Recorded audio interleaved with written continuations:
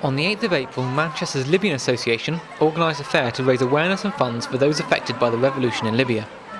Outside the British Muslim Heritage Centre, visitors were treated to a wealth of Middle Eastern food, an auction, a barbecue, as well as a bouncy castle and face painting for the children. Nihar Iqbal was selling a delicious array of Pakistani food on the day. It's good to get the community together as well, and we've not really had anything like a whole Libyan community together in one place before. Whilst the day was aimed at highlighting the atrocities being committed in Libya, it was also a welcome chance for the community to come together. It's for a good cause, and I'm Libyan, but I've lived here all my life, so it's just, I feel like kind of happy that I can help out in a way, and I feel more Libyan. Inside the centre, speakers had been organised to talk about the realities of the revolution. Mr. Tabib, the president of the Libyan Community Association, started the speeches by giving an overview of the problems facing Libyans and their gratitude for the global reaction.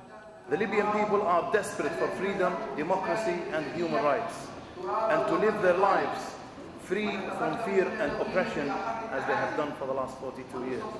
Mr. Abdul Malik from the Libyan Watch for Human Rights followed with a talk on the history of abuses in Gaddafi-controlled Libya. When we Libyans talk about human rights abuses, we don't talk about the human rights abuses on a lesser level that includes education, that includes health service.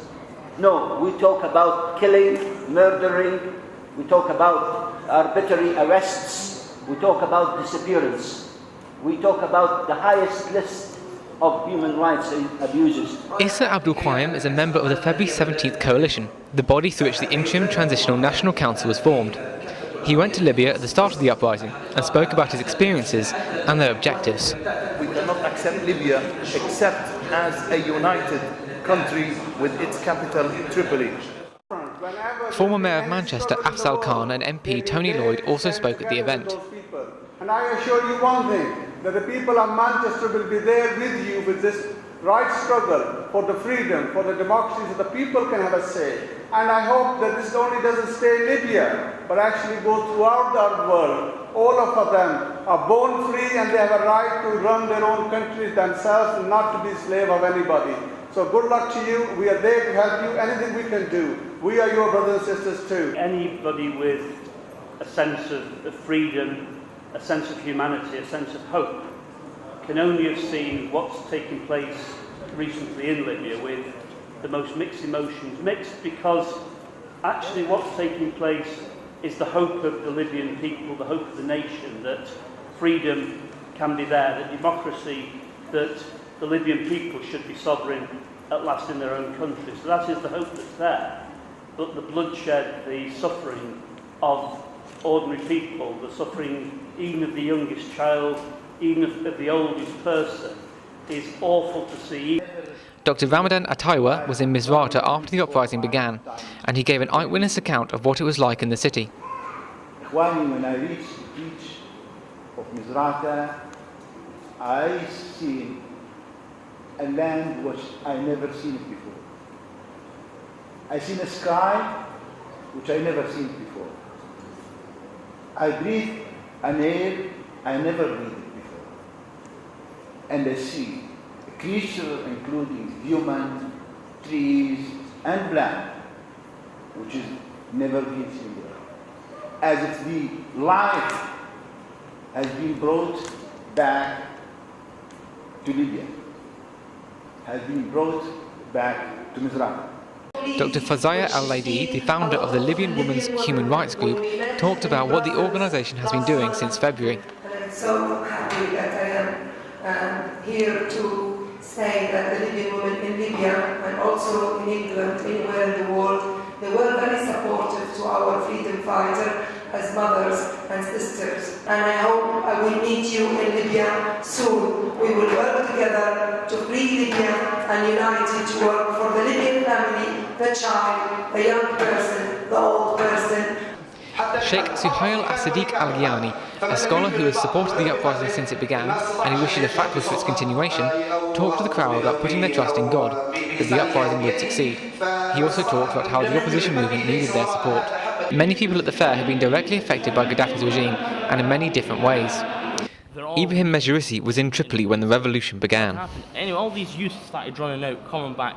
Cars started circling and firing, just random fire. There was a random fire. We had to get inside because anybody could be shot.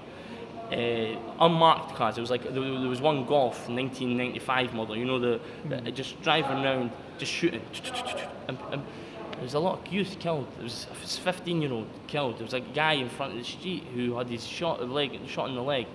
And these people were traumatized. I spoke to one guy who was running away, and his friend was shot, like just next to him. They both went out on a quiet march to go to the Green Square. Youth, energetic, full of life. And you speak to this 16-year-old, and it's like somebody's taking the life out of him. He doesn't want to speak. You can't. I never experienced it myself, but to speak to someone that has experienced it, I don't know what he's going through. It affected me in a bad way, so I don't know how him seeing his friend being shot in the back of the head affected him. But that's what happened, and then that sort of like ignited people. So after every Friday, there was a lot of deaths that night. And after that night, every Friday, people would, after the mosque, they would come out and just saying, you know, how can you attack your people? That was the essence of it. We are human beings. We are Libyans. Who are you to attack us? As soon as you would come out, you'd be greeted with bullets. And I remember coming out of one mosque, and we came out, and we just moved forward, and 4 guys just stood across the road. And like, it's so casual, and they had the guns in hand, but at waist level. And we were moving forward, and I remember the guy on the left, he started firing the tear gas into the crowd. And then the guy had a gun. It didn't affect everybody. People were standing in the crowd. And then the guy next to him, he just fired. It was a live bullet, and it was just like as if we're not human, as if our blood is worthless. And it hit a man in the leg, and he just went down. One of the old men, he just went down, and then he just fired again.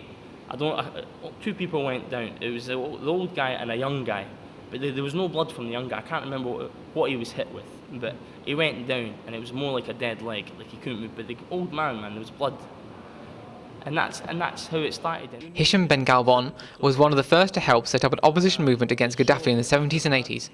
His experience shows the lengths Gaddafi has gone to crush any dissidents over the course of his 42-year dictatorship.